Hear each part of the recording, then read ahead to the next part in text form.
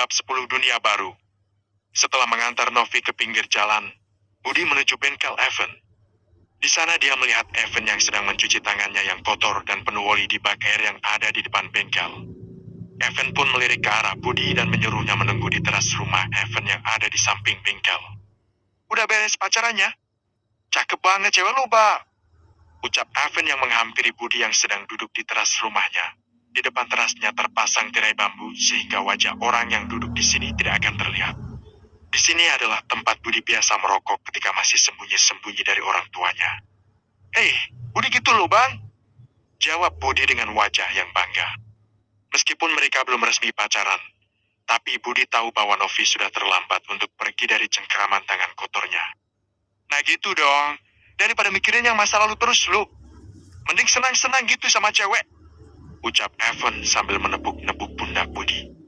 "Hah, jangan dibahas, Bang. Males. Lagian abang aja jomblo," jawab Budi dengan agak kesal. "Gue udah, Bang. Seenggaknya udah biasa. Daripada lu pakai tangan terus. Gak bosen bohongin diri sendiri lo." "Hah?" jawab Evan dengan wajah yang bangga.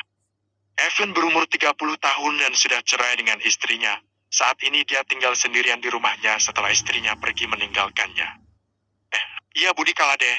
Susah ngomongnya sama abang," jawab Budi sambil mengalah dan tersenyum. Bagus kalau nyadar lo. Bocah tadi kenapa mau gebukin lo, Bang?" "Biasa, Bang. Barisan sakit hati." "Hah? Dasar anak muda ada-ada aja. Ya udah ditolak, tapi merasa jadi pacar aja. Gak tahu malu tuh, Bang." Evan menganggukkan kepalanya sambil memberi like dengan mengangkat jempolnya kepada Budi. "Bentar Bang, ada chapter baru," ucap Budi sambil melihat handphonenya. "Chapter apaan, Pak?" tanya Evan dengan heran. "Ini Bang, cerita novel. Ada penulis amatir ngeluarin chapter baru, tapi yang komen cuma seorang.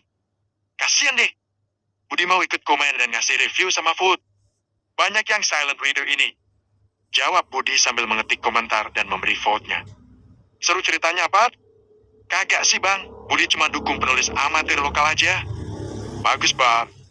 Benar-benar budiman lo." Evan menganggukkan kepalanya dan memberi like pada Budi sambil mengangkat jempolnya. Evan tersenyum melihat Budi yang sedang memperhatikan infonya. Ia masih teringat awal keakraban mereka. Saat itu dia melihat Budi yang sedang merokok dan minum minuman keras di rumah kosong yang biasa jadi tempat merokok anak sekolah. Evan melewati rumah itu ketika dia sedang menjalankan ronda malam karena saat itu sedang banyak kasus pencurian. Ketika dia melewati rumah kosong itu, dia melihat ada asap dari dalam rumah yang terlihat dari jendela tanpa kaca itu. Evan pun mendekati asal asap itu dan melihat Budi yang merokok sambil tiduran di lantai yang kotor sambil meneguk minuman keras. Matanya sangat kosong seperti orang yang sedang putus asa. Air minuman keras itu pun sampai membasahi bajunya. Evan langsung mengangkat badan Budi dan membiarkannya menyandar pada tembok. Tapi dia melihat Budi masih tidak sadar akan kehadiran dirinya. Kemudian ia menampar-nampar pipi Budi yang malah menghisap rokoknya itu. Setelah Evan menyiram kepala Budi dengan air mineral yang ia bawa dalam tas rondanya itu, akhirnya Budi pun menyadari keberadaan Evan. Evan pun bertanya alasan Budi melakukan hal ini, karena Budi terkenal anak yang baik dan sopan oleh warga, sehingga Evan tak habis pikir mengapa Budi menjadi seperti ini. Budi pun terpaksa menceritakan masalahnya kepada Evan sambil mabuk. Dia bahkan menanyakan semua kebingungannya kepada Evan dan bertanya apakah Evan setuju dengan pendapatnya. Tentu saja Evan memberikan Budi like dengan mengangkat jempolnya. Sejak saat itu Evan mengundang Budi ke rumahnya jika ingin merokok, tapi melarangnya untuk meminum minuman keras. "Hei, dasar bocah lebay yang sakit hati," gumam Evan sambil melihat Budi yang masih sibuk dengan handphonenya. "Udah dong, Bang. Itu kan dulu, masih aja diingat." Dulu pala lu, Bang. Baru aja setahun." "Ya, tetap aja dulu." Jawab Budi dengan tawa yang canggung. Setelah itu Budi pun melihat notifikasi pada tanda quest-nya. Quest, berikan hadiah ulang tahun 1 set bra dan celana dalam seksi kepada Indri saat tengah malam.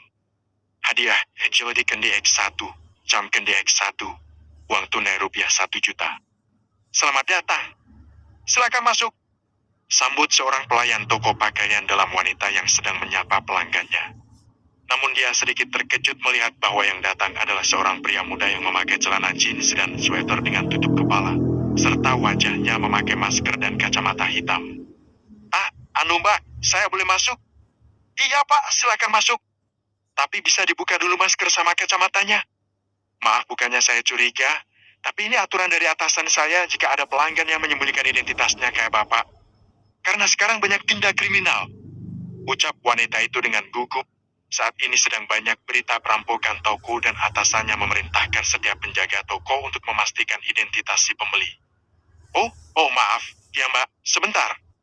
Jawab Budi dengan panik sambil melihat ke kanan dan kirinya, dan setelah memastikan tidak ada yang memperhatikannya, dia langsung membuka kacamata dan maskernya. Budi sedang berada di toko pakaian dalam di mall terdekat. Budi hanya perlu naik angkutan umum selama 20 menit untuk sampai ke sini. Dia memakai pakaian detektifnya untuk pergi ke dalam mall. Dia tidak ingin ada orang yang tahu bahwa dia membeli pakaian dalam wanita. Setelah Budi memikirkan rencana untuk menyelesaikan quest ini dengan matang-matang, Budi langsung bersiap-siap untuk pergi. Dia memasukkan pakaian detektifnya ke dalam storage dan memakainya setelah dia berada di toilet umum. Wanita penjaga toko ini pun melihat wajah Budi yang lumayan tampan dan agak memerah karena malu-malu. Wanita itu pun menutup mulutnya sambil tersenyum. Kahi, masuk adik. Malu ya, sampai pakai pakaian gitu. Wanita itu menggoda Budi yang terlihat salah tingkah itu. Hah? Iya mbak. Dipaksa kakakku buat beliin pakaian dalam buat hadiah ulang tahunnya. Oh kakak ya, kakak juga ngerti kok. Gak usah malu. Ayo sini masuk. Ucap wanita itu dengan wajah yang penuh dengan pengertian. Budi pun mengikuti wanita cantik ini untuk masuk ke dalam toko. Toko ini memang pantas jadi toko pakaian dalam. Bahkan penjaga tokonya cantik dan memiliki aset yang besar. Budi mengikuti goyangan pinggul si wanita ini sampai ke dalam toko bagaikan kambing yang mengikuti penggembalanya. Mau beli yang bagaimana, dek? Nggak tahu juga. Terserah mbak aja, dek. Hah? Kamu ini, dek. Karena ada model sama ukurannya. Ya, nggak bisa asal. Apalagi kalau bra, kan harus pas sama ukuran payudaranya.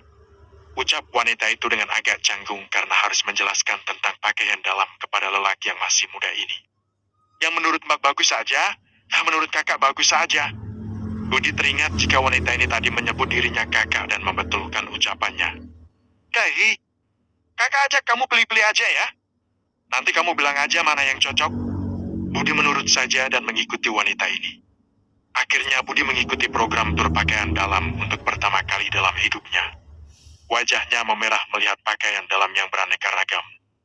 Apalagi melihat celana dalam yang ada resleting di tengahnya. Ada pula yang tidak memiliki penutup di bagian tengah. Meskipun Budi pernah melihat film dewasa, tapi ini berbeda dengan melihatnya secara langsung. Apalagi yang menjelaskan pakaian dalam ini adalah seorang wanita cantik dan seksi. Budi merasa tangannya sudah penuh keringat. Bahkan suaranya terdengar gugup ketika menjawab pertanyaan penjaga toko yang memiliki nama Dewi ini. Budi melihat namanya dari plat nama yang ada di saku bajunya. Dewi pun merasa malu harus menjadi pemandu dalam tur Budi di dalam toko.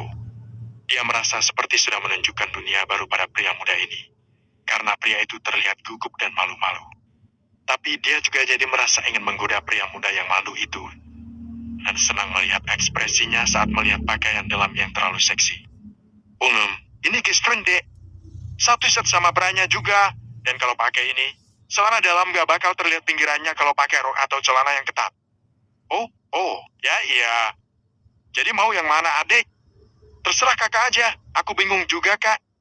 Yang ukuran berapa emang branya? Gak tahu juga kak. Coba aja tanya dulu ke kakak kamu dia pakai yang ukuran berapa. Malu, kak? Hah? Jawab Budi dengan gugup.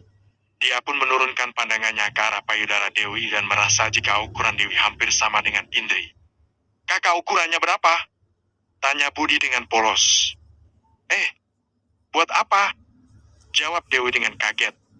Maaf kak, tapi kayaknya kakak saya seukuran sama kakak. Maaf kalau gak sopan kak. Budi merasa malu karena baru sadar jika ia berkata seperti itu berarti dia memperhatikan ukuran payudara Dewi. Oh, ya deh. Jadi model yang mana, dek? Yang menurut kakak bagus saja. Kisaran harganya. Yang sedang aja, kak. Budi melihat ada notifikasi lagi di layar questnya dan melihat ada quest baru di sana. Quest, belikan Dewi pakaian dalam dan dapatkan nomor kontaknya. Hadiah, Healing Candy X2, uang tunai rupiah 1 juta. Budi benar-benar mulai curiga bahwa layar ini adalah layar mesum untuk membuat pemiliknya menjadi mesum.